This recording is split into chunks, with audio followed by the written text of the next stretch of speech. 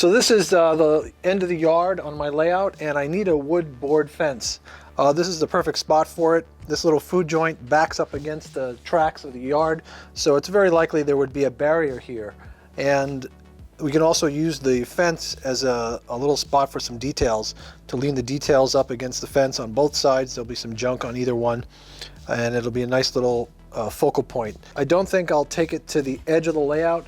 It's very likely that when you walk by, you'll catch the fence and knock it down. So I'm going to cut it a little short, and I can always put some vegetation or some other details to finish this sort of barrier here.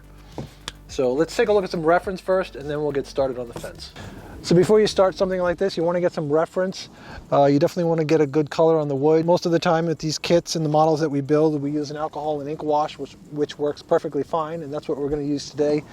You can also use a wash from Hunterline or the Vetero washes from Best Trains, but basically you're looking for a silvery gray, not really a brown or a tan. And that's kind of what the wood looks like after it's been weathered and it's been out in the sun and the elements for a while. And another thing you'll notice, especially in the Northeast or even the South where it's damp, is green algae stains.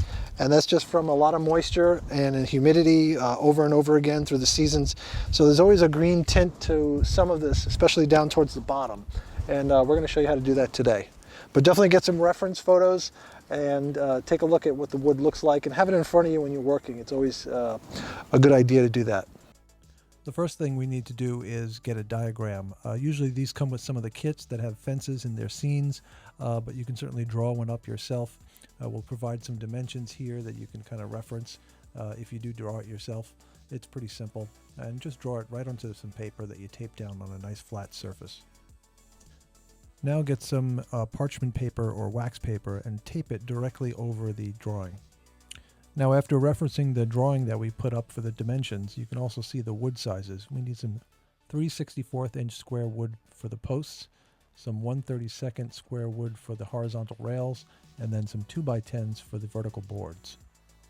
Now we need to create an ink wash, and we're going to use 91% isopropyl alcohol and some black India ink or drafting ink. So just put some in a cup like this and then just squirt in a little bit, 1 eyedropper's worth, and mix it around and see if it's dark enough. You can always add more.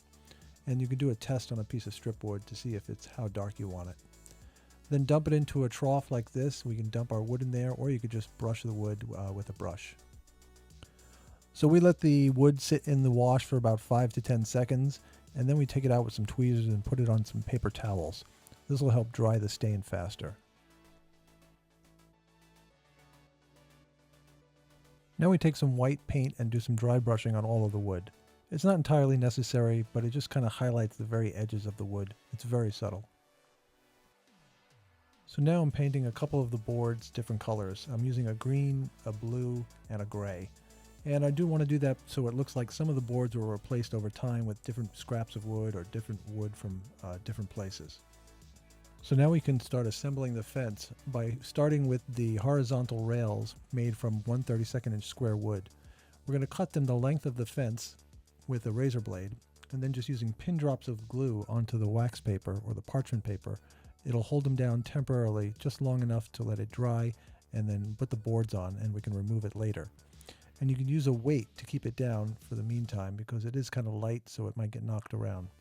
And then do the bottom rail the same way. Now we can cut the vertical posts from 3/64 inch square wood. Now notice that one of them is longer than the rest, and we're going to use that to insert it into the scenery so it stands up while it dries.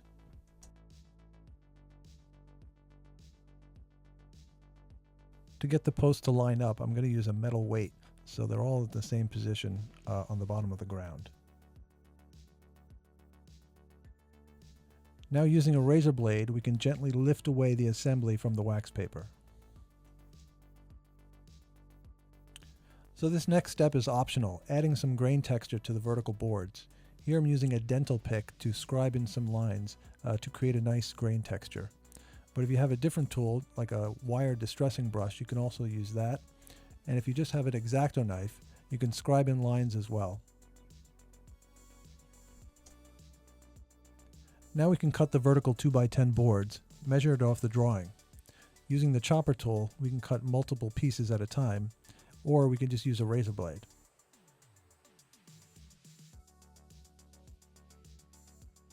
To save time, you can actually stack all the 2x10s together and cut a few at one time.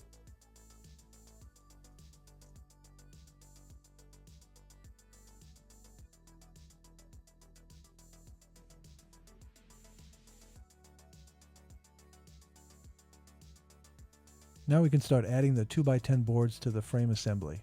Using pin drops of glue on the rails, apply it where all the boards will go, and then space them next to each other so they're about less than a 32nd of an inch apart. Now again, here they don't have to be perfectly straight. This is an old fence. If you need to use a guide, you can use a metal weight again at the top of the fence or the bottom, depending on where you want the boards to line up.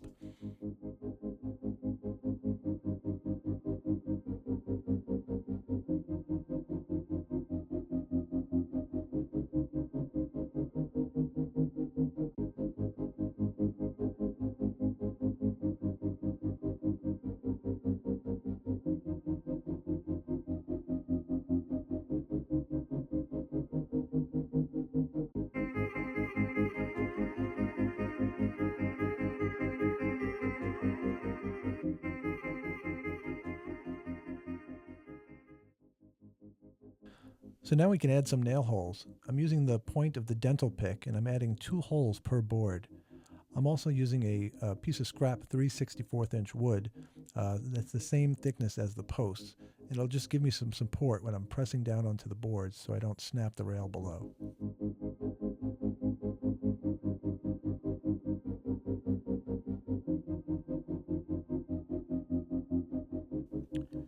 Now we can go back and use our ink wash to brush the top and bottom edges of the exposed wood where we cut the boards.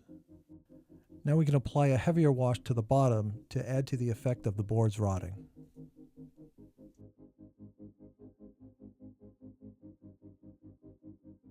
Now I'm using burnt umber oil paint with some mineral spirits, and I'm going to use this on the bottom of the boards as well and a lot of other places. This will add to the richness of the color, especially at the bottom where the boards are really heavily rotted.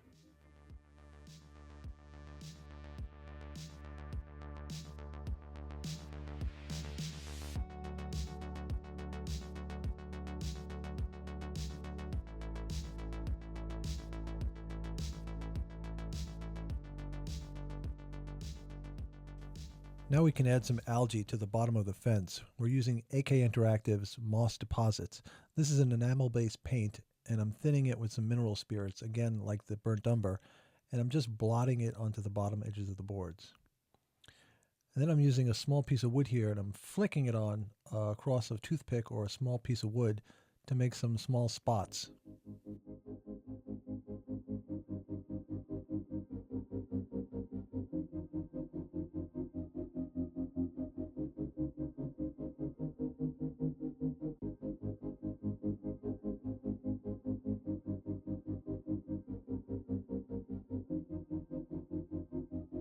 So that's it. I've got my fence in place. You can see it's not that difficult, and it makes a nice divide between these two scenes, yet it all brings it together. These smaller pieces are like transitions from one scene to the next, and it really helps to have them. These board fences, of course, can go everywhere, you name it, and you can substitute the boards with some corrugated roofing panels as well. Take 2 boards out, put a panel, or do the whole fence in corrugated panel. There's no limit to what you could use as a fence. I'm going to detail this now when I get a chance, and I'll probably bring the details pretty close to the edge of the layout to finish this line because it falls a little short, but with some barrels and junk, that'll do the job. So give it a try. Thanks for watching, and please be sure to hit subscribe down below so you can get notified when we make more of these videos. Thanks.